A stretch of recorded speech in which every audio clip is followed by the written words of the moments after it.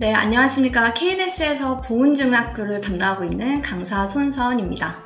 자, 저는 오늘 이제 보훈중의 전반적인 내신 트렌드와 이제 어떻게 대비하면 되는지 그에 대해서 간략하게 설명을 해드리도록 하겠습니다. 자, 우선 첫 번째 제가 준비한 화면은 보훈중의 내신 특징입니다. 시험 범위는 이제 일단은 보훈중학교는 천재 2 교과서를 쓰고 있고 보통 2개의 교과서 범위가 들어갑니다.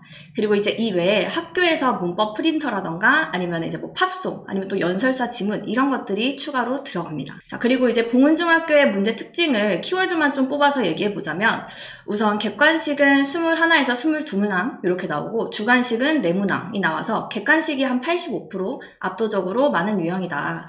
그리고 이제 천재의 교과서 자체가 난이도가 조금 높습니다. 다른 출판사에 비해서. 그렇기 때문에 이제 세 번째 지문의 그 교과서 내용에 대한 완벽한 이해력 그리고 이제 문법적인 사항 숙지 이런 것들을 필요로 하는 부분이 있습니다. 주관식 같은 경우는 문항수는 적은데 이제 물어보는 서술형 문장이 핵심 문법이 들어가는 것 이외에도 뭐 사역동사라던가 현재분사 과거분사라던가 이런 범위의 기본적인 문법들도 같이 추가로 들어갑니다.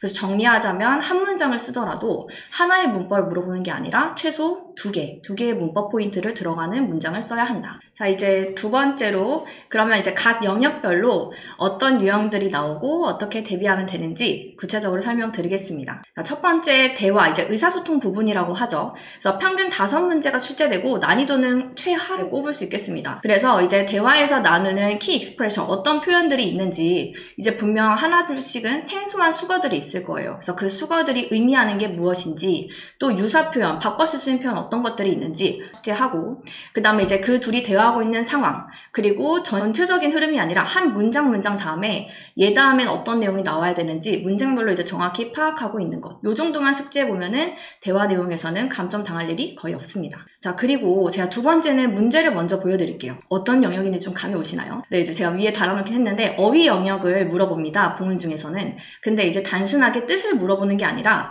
왼쪽에 보다시피 유의어 관계인지 반여 관계인지 그 다음 두 번째 가운데에 있는 것들은 영영 정의를 물어보는 게 아니라 이 어택이라는 단어에 대해서 영영 풀이를 채워야 하는 이런 유형도 있고 그 다음에 이제 오른쪽 보면은 이 단어들이 적절한 예문에 들어갈 수 있는지 어휘의 쓰임까지 물어보고 있습니다. 자, 그래서 이제 어휘 같은 경우도 평균 5문제가 출제가 되는데 영영 풀이, 언어의 상관관계, 그리고 예문에 들어갈 표현, 바꿔 쓸 표현, 안 되는 표현 이렇게 다양하게 물어보고 있어서 오히려 대화보다는 어휘를 조금 더 중점적으로 공부를 해야 된다. 그래서 일단 첫 번째로 시험 범위 내 모든 핵심 단어는 유반이어까지 학습이 필요합니다. 그리고 이제 그 단어들의 당연히 영영풀이 학습도 이제 들어가야 되고요. 영영풀이 안에 있는 그 중요 어휘도 정리해서 예를 들면 아까 있었던 어택이라는 건 누구를 보호하는 건지 해를 끼치는 건지 이런 것들을 이제 판별할 수 있는 능력을 키워야 됩니다. 자, 그리고 이제 독해 영역은 이제 보통 6개에서 8개의 문항 정도 나오고 한 35% 정도 나옵니다. 하지만 유형은 이제 수능 유형과 내신 유형이 적절하게 이제 섞여서 나와서 비교적 평이한 편입니다. 뭐 글의 문장 삽입이라던가 순서, 그리고 지칭, 그리고 빈칸, 뭐 내용 일치 이런 것들이 이제 전반적으로 나와서 일단 첫 번째 문단별로 전체적인 글의 흐름이 어떻게 진행이 되는지 그리고 이제 문단별로 제목을 스스로 정리할 수 있어야 되고요. 지문 내의 모든 내용을 꼼꼼히 숙지한 후에 특히나 영어 선지 아이들이 많이 약합니다. 그래서 한글로 내용 일치는 거의 틀리지 않아요.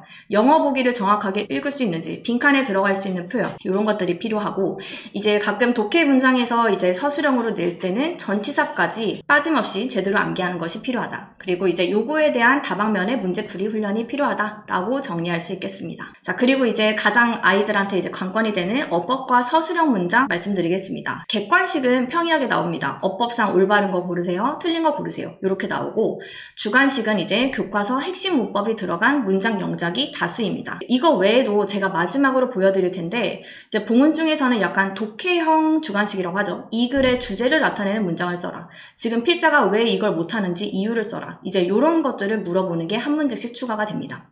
근데 이제 그런 걸 쓸 때 항상 문법이 맞게, 어법에 맞게 한 문장으로 완성하세요 라고 이제 조건이 주어지기 때문에 다시 한번 이제 교과서에 들어가는 필수 문법 외에 다양한 기본적인 어법 지식까지 수일치라던가 시제일치, 분사, 관계사 이런 것들의 쓰임까지 숙지를 하고 있어야 된다. 그리고 이제 두 번째, 아까 독해 영역에서 말씀드렸던 건데 중요 문장은 이제 관사, 더, 전치사, 뭐 in, at, from 이런 것들까지 그냥 통으로 꼼꼼히 암기가 필요하고 그 다음 세 번째, 지문의 주제, 그리고 중요 근거 내용은 이 문장을 이제 아이들이 어법에 맞게 한 문장으로 완성하는 훈련이 필요합니다. 그렇게 해야 서술형에서 감점이 없이 A등급을 받아갈 수가 있어요. 문제 예시들을 보여드리면 객관식은 평이합니다. 근데 이제 작년에만 개수를 물어보는 문제가 나왔었는데 예문이 굉장히 쉽게 나왔었어요. 그래서 충분히 연습만 하면은 틀릴 일이 없다. 옳은 문장도 마찬가지고.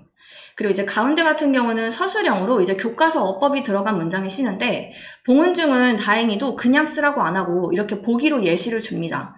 지금 여기 있는 가운데 같은 예문은 보니까 뭐 똑같이 빠르게 먹는다라고 해서 as 원급을 쓰라는구나 라고 이제 힌트를 주고 있죠. 오른쪽도 이제 그림을 묘사하는 문장을 쓰라고 하는데 이제 보기에 주어진 단어가 위치가 있는 걸 보니 아 관계사를 사용하라는 거구나. 요 정도로 이제 어떤 문법을 사용해라 라고 이제 조건을 던져주고 있으니 아이들이 그거에 맞게 영작을 하는 훈련을 해주면 됩니다. 그리고 이제 제가 마지막으로 한 문제씩 꼭 나오는 게 있다고 했는데 여기 있는 문항들을 한번 읽어보시면 문법을 물어보는 문항이 아니에요. 그래서 지금 캐롤의 역할이 무엇인지, 그 다음에 뭐 이유를 찾아 쓰세요. 그 다음에 주제문을 찾아 쓰세요. 라고 해서 완전한 문장을 쓰는 연습을 여기서 해줘야 됩니다. 그러다 보면 아이들은 분명히 수와 시제일치 여기서 이제 실수가 나타나게 되는데 이런 것들을 이제 자꾸 교정을 해줘야 아이들이 실전에서 실수를 하지 않겠죠. 자, 이렇게 이제 봉은중학교의 내신을 한번 붙어봤고 그래서 이제 KNS에서는 봉은중학교 수업이 어떻게 진행되냐. 일단 첫 번째, 모든 시험 범위 이제 단원별로 꼼꼼하게 수업 들어갑니다. 핵심 단어들에 대한 유반이어, 영영풀이, 그리고 기본 문법, 핵심 문법 영작 이런 것들 당연히 빠짐없이 들어가고요. 그리고 이제 2회차부터 수업 시작할 때 봉은중학교의 내신 유형 스타일로 리뷰 테스트가 들어갑니다. 배운 내용을 이제 복습하는 거죠. 여기서 이제 조금 점수가 미비한 친구들은 남는다던가 아니면 다음 시간에 좀 일찍 와서 후관리가 들어갑니다. 그리고 이제 이런 리뷰 테스트 외에도 중요 문장은 아까 말씀드렸듯이 그냥 톤 문장 영작 훈련을 아이들은 계속 반복시켜줘야 됩니다. 그래서 빈칸 테스트가 이제 또 추가로 수업 시간에 계속 나가고요. 그리고 이제 어느 정도 아이들이 전반적으로 1회차 시험 범위를 다 훑어봤다. 암기가 어느 정도 되었다. 그러면 이제 이때부터는 영영, 그리고 이제 지문을 살짝 변형해서 삽입, 그 다음에 빈칸 추론, 그리고 이제 내용일치, 영어 선지로 법 찾아 고치기, 아니면 필수 문장 영작하기 이런 순차적으로 이제 난이도별을 조절을 해서 양질의 변형 문제를 들어가고 저는 그냥 아이들한테 풀어오고 채점 오답해와 이렇게 끝나지 않습니다. 아이들이 어느 부분이 약한지 틀린 부분 제가 반드시 확인을 하고 그런 약한 유형들에 대해서 계속해서 집중적으로 훈련시켜주는 이런 피드백 과정이 있을 겁니다. 이렇게 해서 진행이 되면 마지막으로 직전 수업 전에 최종형으로 이제 봉은중학교 실전 모의고사가 제대로 딱